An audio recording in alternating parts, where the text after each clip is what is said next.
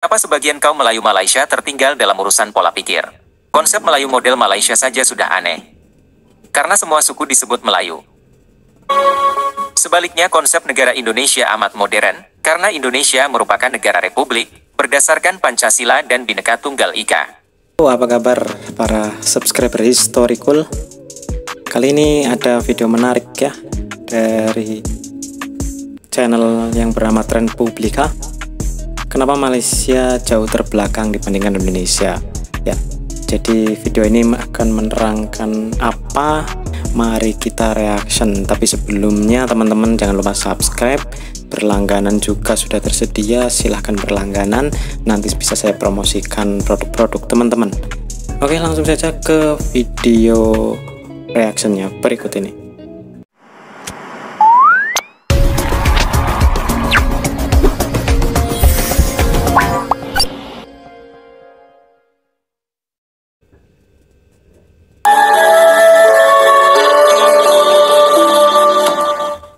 Terus terang, kami semula mengira bahwa kaum Melayu Malaysia sudah berpikiran maju dan rasional. Anggapan ini muncul karena Malaysia relatif lebih maju dibanding Indonesia, terutama dari pembangunan fisik dan layanan publik. Tapi ternyata anggapan itu keliru besar. Di balik gedung-gedung yang megah di Malaysia, ternyata sebagian kaum Melayu Malaysia masih berpikiran primitif. Jadi tidak sinkron atau tidak selaras dengan kemajuan ekonominya. Hal itu berbeda dengan Singapura misalnya. Negara Singapura maju secara fisik, dan cara berpikir rakyatnya pun amat waras dan rasional. Lalu, kenapa sebagian kaum Melayu Malaysia tertinggal dalam urusan pola pikir?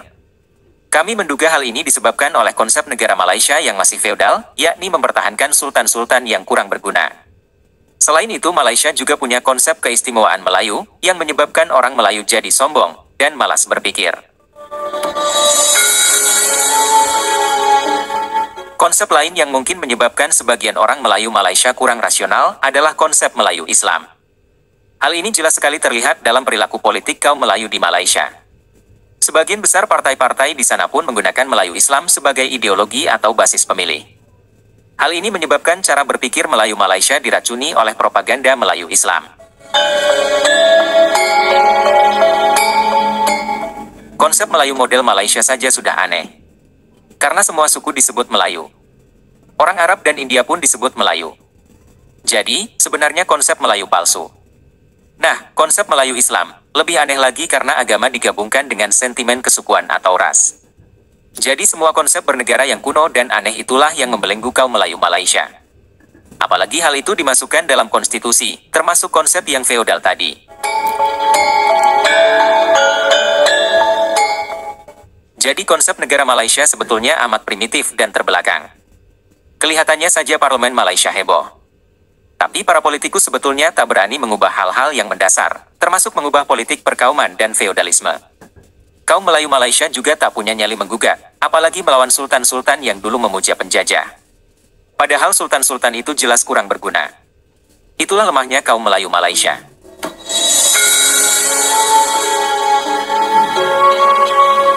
Sebaliknya konsep negara Indonesia amat modern, karena Indonesia merupakan negara republik, berdasarkan Pancasila dan Bhinneka Tunggal Ika. Indonesia juga menganut persamaan hak. Jadi, dari konsep negara, Indonesia jauh lebih maju, modern, dan rasional.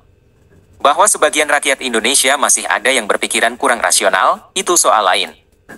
Hal ini juga menyangkut tingkat pendidikannya. Konsep negara Malaysia yang amat kuno itulah yang mempengaruhi pola pikir profesor mereka, terutama profesor Melayu, hingga generasi muda Melayu Malaysia. Konsep bernegara Malaysia bukan hanya primitif, feodal, tapi juga rasis. Itulah yang menyebabkan pola pikir kaum Melayu Malaysia amat aneh jika membahas masalah asal-usul kaum Melayu Malaysia, membahas sejarah, dan bahasa Melayu. Marilah kita lihat satu persatu.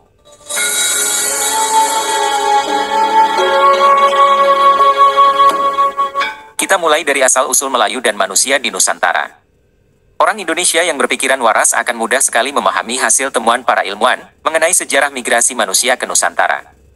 Ada 4 gelombang migrasi ke Nusantara. Yakni yang pertama dari Afrika sekitar 50.000 tahun yang lalu. Kedua, dari Asia daratan yang berbahasa Austroasiatik. Lalu gelombang ketiga dari Taiwan, yang berbahasa Austronesia.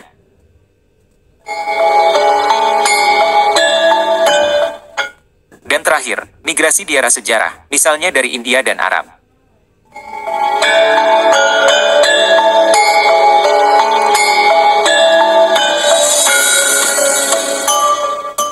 Dari 4 gelombang migrasi itulah akhirnya membentuk suku-suku atau manusia Nusantara seperti sekarang.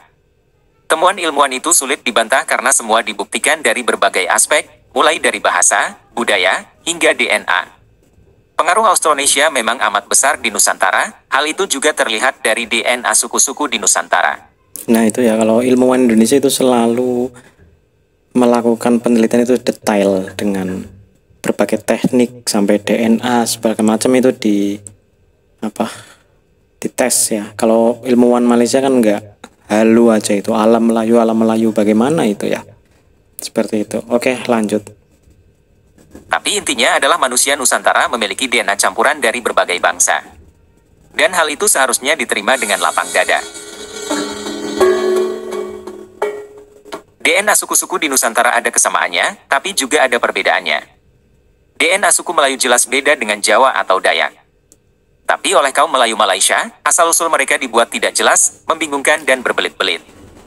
Dan seolah-olah semua dianggap Melayu. Padahal sebagian besar kaum Melayu Malaysia sebetulnya adalah keturunan suku-suku yang berbeda di wilayah Indonesia. Kaum Melayu murni di Malaysia pun dari Sumatera. Sebab, jalur penyebaran Austronesia memang lewat Filipina. Mungkinkah bangsa Austronesia berasal dari Nusantara sendiri? Semuanya serba mungkin, asal ada buktinya dan bukan mengarang bebas atau mendongeng.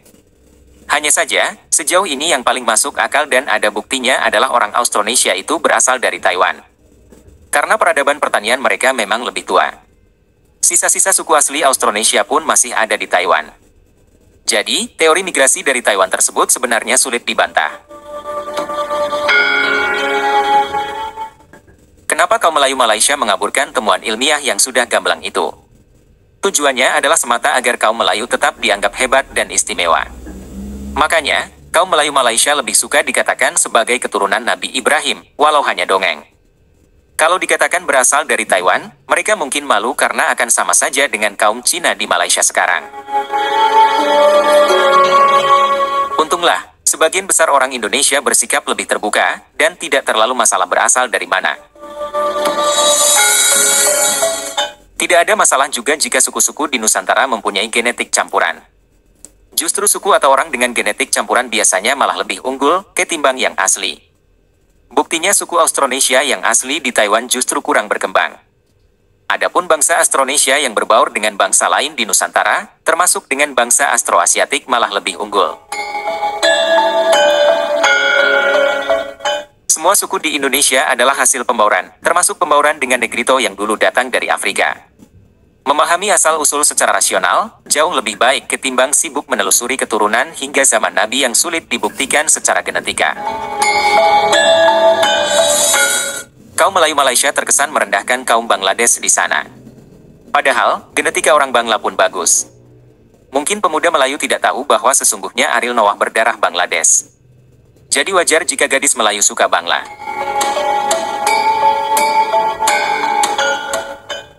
Yang kedua, orang Melayu Malaysia juga tampak bingung mengenai sejarah negaranya sendiri. Mereka bahkan bingung, apakah British itu penjajah atau pahlawan. Karena sejarah Malaysia memang masih amburadul, karena merujuk pada literatur British. Selain itu, kaum Melayu Malaysia memilih untuk mempertahankan sultan-sultan mereka. Padahal, sultan-sultan itu jelas pemuja penjajah. Sejarah Malaysia yang kacau ini sudah sering kita bahas. Selanjutnya yang ketiga adalah mengenai bahasa Melayu. Ini pun sudah sering kita bahas. Kaum Melayu Malaysia jelas meminjam bahasa Melayu dari Sumatera. Sebagian besar mereka pun berasal dari wilayah Indonesia. Tapi mereka sok paling Melayu. Kaum Melayu Malaysia juga kurang menghargai bahasa Indonesia yang dikembangkan dari bahasa Melayu. Dengan kata lain, kaum Melayu Malaysia juga kurang menghargai bangsa dan negara Indonesia. Kaum Melayu Malaysia terkesan mau enaknya sendiri. Mereka gagal memartabatkan bahasa Melayu di Malaysia, tapi mereka ingin melabeli bahasa Indonesia dengan sebutan Melayu. Mereka juga selalu mengatakan jumlah penutur bahasa Melayu mencapai 300 juta.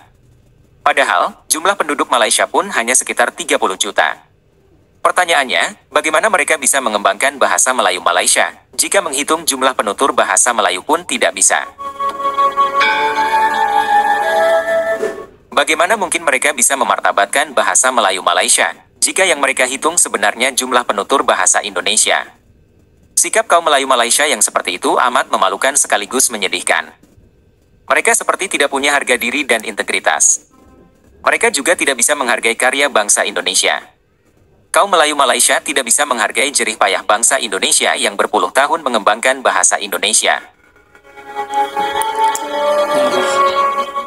Menghadapi sikap kaum Melayu Malaysia seperti itu, wajarlah banyak orang Indonesia yang marah. Kaum Melayu Malaysia sering mengatakan serumpan-serumpun, tapi di sisi lain malah sering menghina orang Indonesia.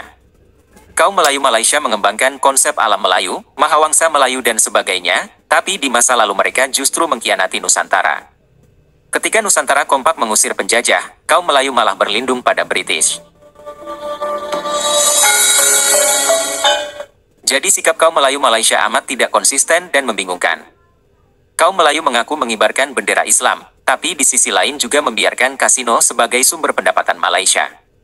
Itu sebabnya, kami akan selalu bersikap kritis terhadap konsep dan propaganda yang berasal dari Melayu Malaysia. Terima kasih sudah menonton sajian kami. Sampai jumpa lagi.